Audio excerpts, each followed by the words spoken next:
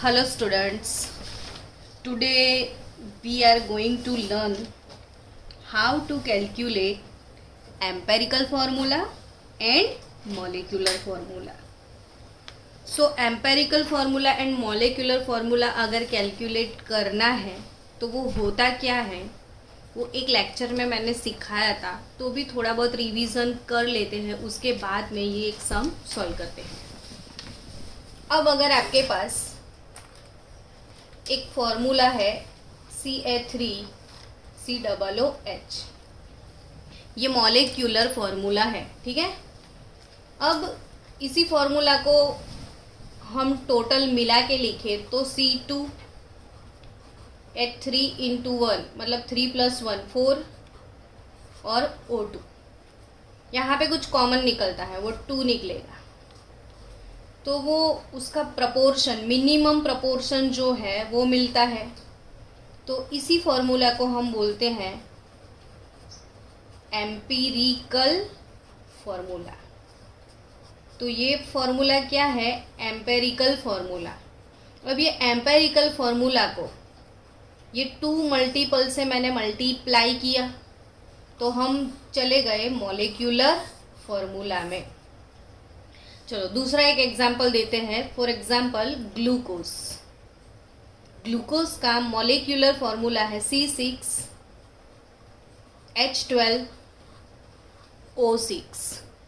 अब इसमें से भी कुछ कॉमन मल्टीपल मिलेगा आपको, तो 6 कॉमन निकल गया तो बचा क्या? CH2O।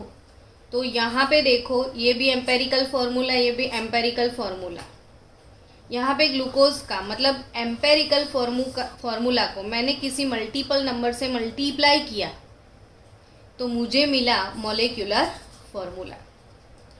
अब इसके पहले के लेक्चर में हम सीखे थे कि ये जो मॉलिक्यूलर फॉर्मूला है इसमें जितने भी एलिमेंट्स हैं उसके परसेंटेज कैसे निकाले जाए। तो इसमें से हाइड्रोजन के परसेंटेज, कार्बन के परसेंटेज, ऑक्सीजन के परसेंटेज को कैसे कैलकुलेट करना है वो हमने सीख लिया। मतलब फॉर्मूला से परसेंटेज कंपोजिशन निकालना सीख लिया। अब हम वही सम रिवर्स में करेंगे। हमारे पास होंगे परसेंटेज कंपोजिशन और हम जाएंगे मॉलिक्यूलर फॉर्मूला में। तो इस टाइप के क्वेश्चन वो JEE नीट सबके लिए कंपलसरी है और ये आपको सीखना ही है। तो आपको बोर्ड में भी, JEE में भी, नीट में भी आने वाले हैं। तो यहाँ पे सबसे पहले एक क्वेश्चन लिखते हैं कि भाई if percentage of carbon and hydrogen in an organic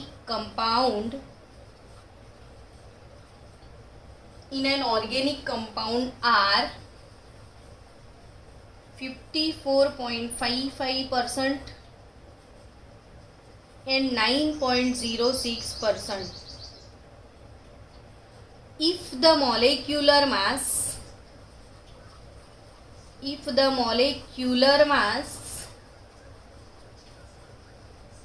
of the compound is 88 gram per mole, then decide the empirical formula and molecular formula. तो यहाँ पे हमको क्या डिसाइड करना है? Empirical formula and molecular formula. तो ऐसे सम्स कैसे सॉल्व करेंगे? अब यहाँ पे पहले लिख दो कि किसके परसेंटेज मेरे पास है। तो percentage of carbon and percentage of hydrogen we are given here. Percentage of carbon 54.55% and hydrogen 9.06%। कोई भी कंपाउंड होता है, इसमें जितने भी एलिमेंट्स होते हैं उसका जो परसेंटेज कंपोजिशन है सबका मिला के टोटल 100 होता है, क्योंकि वैसे भी परसेंटेज 100 पे निकलते हैं। अब यहाँ पे सबसे पहले हमको क्या करना है? तो जो भी परसेंटेज आपके पास है उसका टोटल बना 100 होना चाहिए। अब इसका टोटल हम लगाएंगे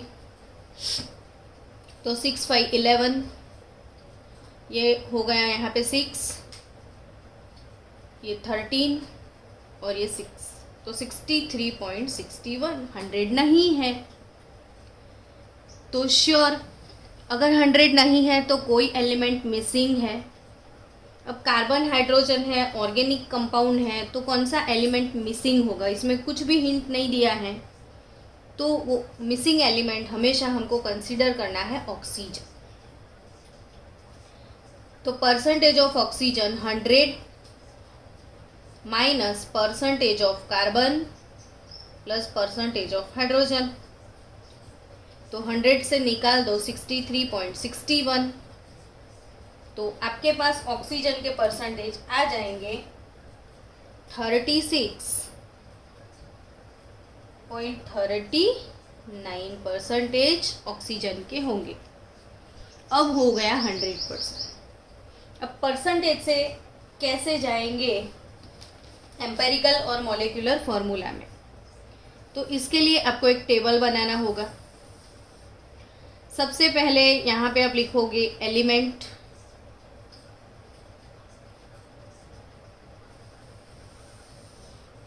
एलिमेंट हमारे पास कौन से हैं, तो कार्बन हाइड्रोजन ऑक्सीजन 3 एलिमेंट है। फिर हम लिखेंगे परसेंटेज, तो ये है 54.55%, हाइड्रोजन के 9.06%, ऑक्सीजन के 36.39%। तो सबके परसेंटेज हमारे पास है, एलिमेंट उसके परसेंटेज। फिर लिखेंगे एटॉमिक मास, क्या लिखेंगे एटॉमिक मास, तो कार्बन का एटॉमिक मास 12, हाइड्रोजन का एटॉमिक मास 1 और ऑक्सीजन का एटॉमिक मास है 16। Now we have ratio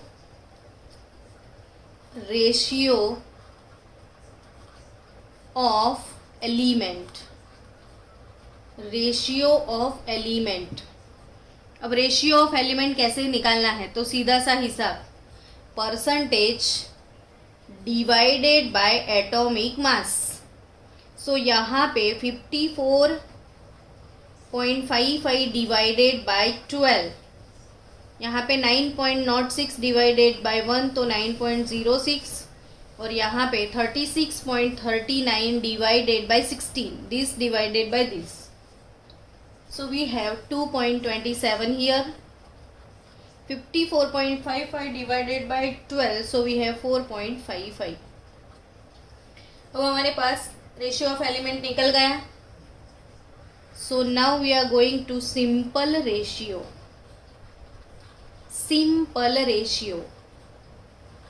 now what is simple ratio.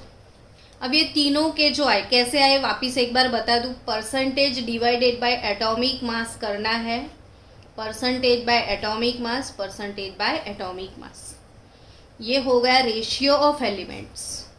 अब होगा सिंपल रेशियो, वो होता क्या है, तो इन तीनों नंबर में से जो सबसे छोटू नंबर है, तो तीनों का सबसे छोटू कौन सा है, 4.55 नहीं, ये वाला नो, यस 2.27।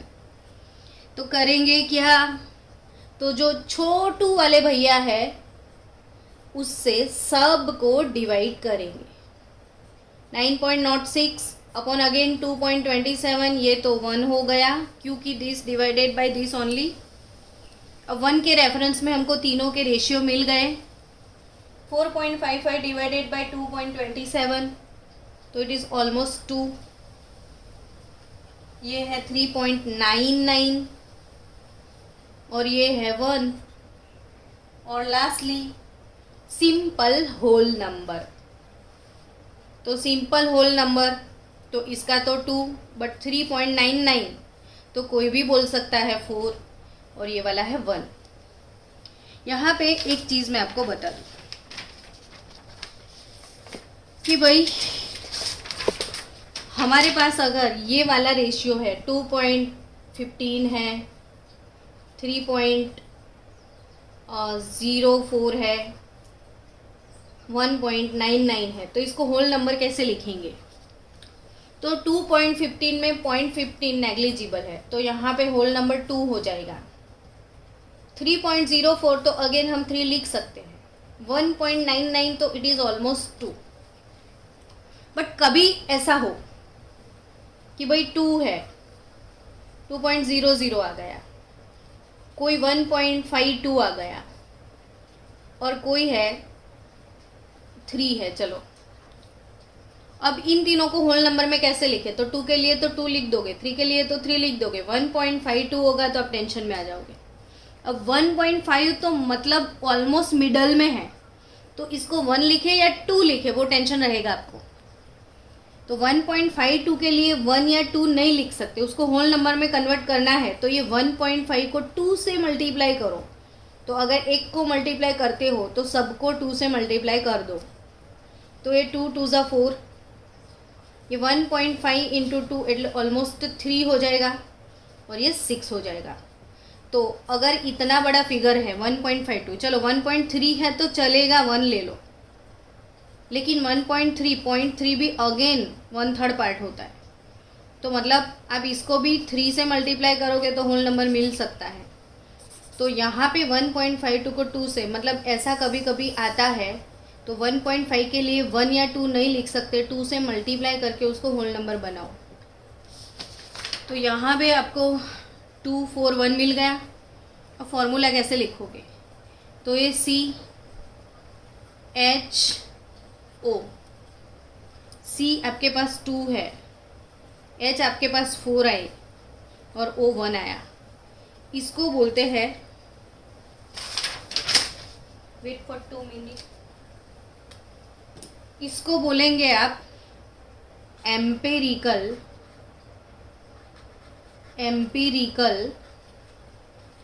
फॉर्मूला। तो ये है हमारी एम्पेरिकल फॉर्मूला। अब मुझे क्या चाहिए? तो मुझे चाहिए मॉलिक्यूलर फॉर्मूला। मुझे क्या चाहिए? Molecular formula. तो मॉलिक्यूलर फॉर्मूला फाइंड करने का फॉर्मूला याद रखना, N इंटू एम्पेरिकल फॉर्मूला। तो जो भी एम्पेरिकल फॉर्मूला है उसको किसी न किसी मल्टीपल से मल्टीप्लाई करना है। यहाँ पे ऑलरेडी सीखे थे, ये empirical formula into n, empirical formula into n, तो इट इज़ मॉलिक्यूलर फॉर्मूला। अब ये n कैसे निकलता है? तो जो n है वो निकालने के लिए हमको चाहिए molecular mass. Molecular mass upon formula mass, molecular mass upon formula mass. यहाँ पे मॉलिक्यूलर मास आपके कंपाउंड में दिया गया है क्वेश्चन में 88। अब फॉर्मूला मास, तो फॉर्मूला क्या था अपना? C2H4O। एम्पेरिकल फॉर्मूला जो आया उसका मास निकालो। कैसे निकलेगा? तो 2 इंटू कार्बन के लिए 12 था, 4 इंटू हाइड्रोजन के लिए 1 था, और ऑक्सीजन का 16। तो कितना होगा? तो 16 प्लस 4 20, 20 प्लस 24 44। तो मल्टीपल नंबर मिलेगा 2। अब अपन का मॉलिक्यूलर फॉर्मूला आ जाएगा। Molecular formula is equal to 2 into empirical formula C2H4O, तो but obvious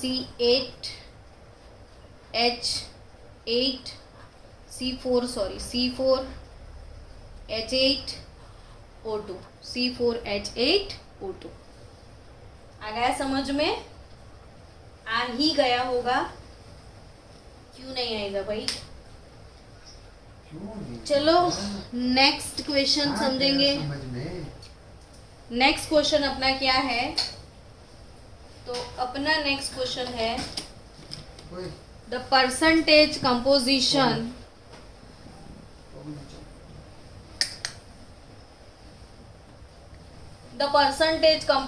of carbon, hydrogen, nitrogen. यहाँ पे कार्बन का परसेंटेज कंपोजिशन दिया गया है 62.07%, हाइड्रोजन का है 10.34%, नाइट्रोजन का है 14% और ऑक्सीजन का है ऑक्सीजन का कैसे पता चलेगा? तो तीनों का टोटल कर दो और उसको 100 से माइनस कर दो। तो ऑक्सीजन का नहीं भी देते हैं तो तीनों का टोटल करके आप निकाल सकते हो। पर अभी मैं आपको बता देती हूँ कि ऑक्सीजन के परसेंटेज है 13.59%। अब इसका मॉलिक्यूलर मास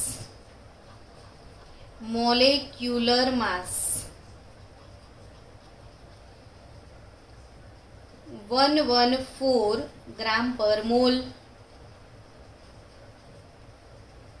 तो calculate its empirical formula and molecular formula. Again मैं आपको एक क्वेश्चन फिर से सिखा देती हूँ ताकि आपका रिवीजन हो जाए। चलो फटाफट अब बोल दो कि पहले सबसे पहले क्या लिखना है मुझे, तो बोलते जाओ, बताते जाओ। तो सबसे पहले क्या लिखेंगे? Element, carbon, hydrogen, nitrogen, oxygen.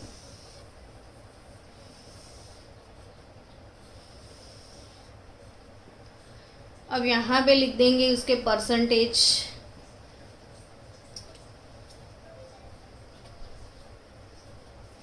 Carbon के 62.07, 10.34, नाइट्रोजन के 14 और ये 13.59। चलो दूसरे कॉलम में क्या लिखना था? तो एटॉमिक मास कार्बन का 12, हाइड्रोजन का 1, नाइट्रोजन का 14, ऑक्सीजन का 16। चलो तीसरे कॉलम में क्या करना था? तो ratio of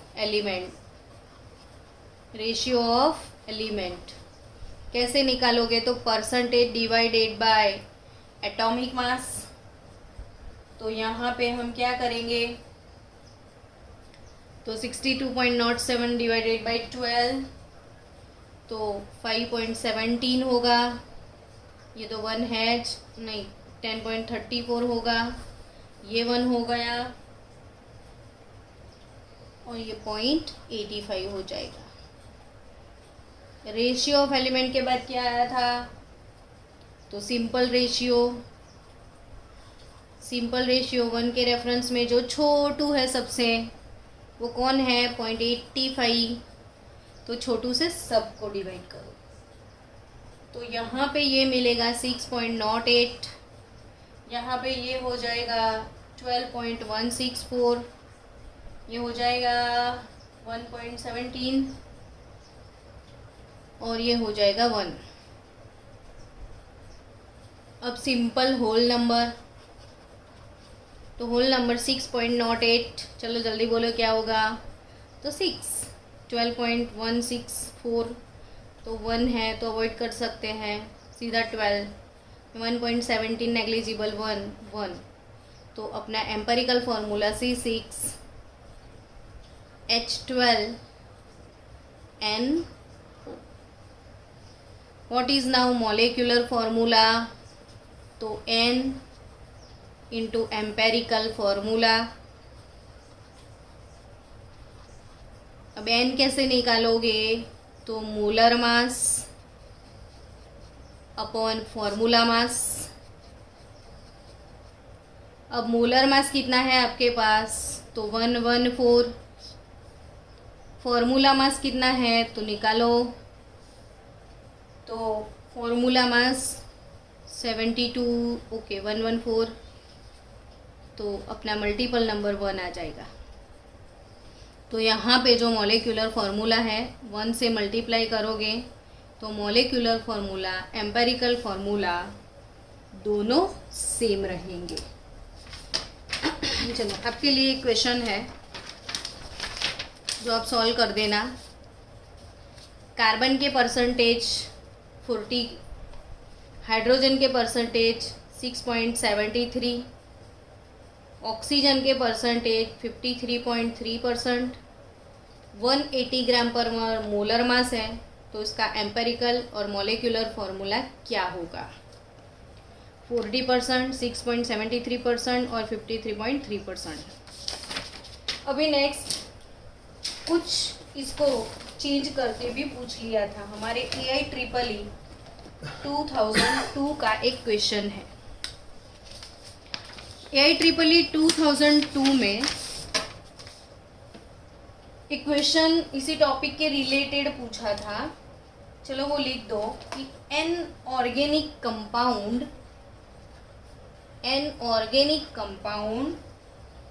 contain carbon, hydrogen and nitrogen atoms in the mass proportion is 9:1:3.5. 9:1:3.5। तो if the molecular mass of that compound, molar or molecular mass of that compound is 108, यहाँ पे शायद डाउट है 108 नहीं होगा, देख लेते हैं बाद में। If molecular mass of that compound is 108 gram, what will be the molecular formula? अब यहाँ पे परसेंटेज नहीं दिया है उसने। अगर ऐसा क्वेश्चन आ गया कि भाई जस्ट मास प्रपोर्शन है आपके पास, तो इसको कैलकुलेट करने के लिए लंबा सा मेथड है, बट एक्चुअली जब AIEEE होता है, नीट होता है, JEE होता है, तो मैक्सिमम टाइम हमको सेव करना होता है। तो यहाँ पे उसको शॉर्टकट में कैसे सॉल्व करते हैं वो देख लेंगे। तो सीधा अपना फॉर्मूला 9:1:3.5 ऐसे लिख दिया। तुम्हें कैलकुलेटर अब ने मना कैलकुलेटर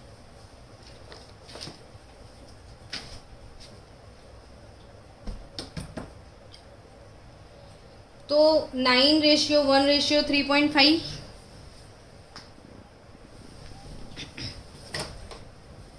कार्बन, हाइड्रोजन, नाइट्रोजन।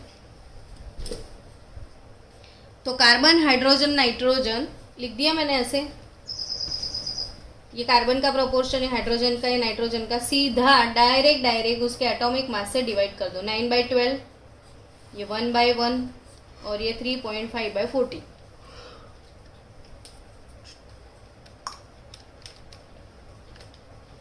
अब क्या करोगे, तो 9/12 कर दो सीधा, तो ये हो जाएगा 0.75। वैसे भी 3/4 मिलेगा यहाँ पे, तो 0.75।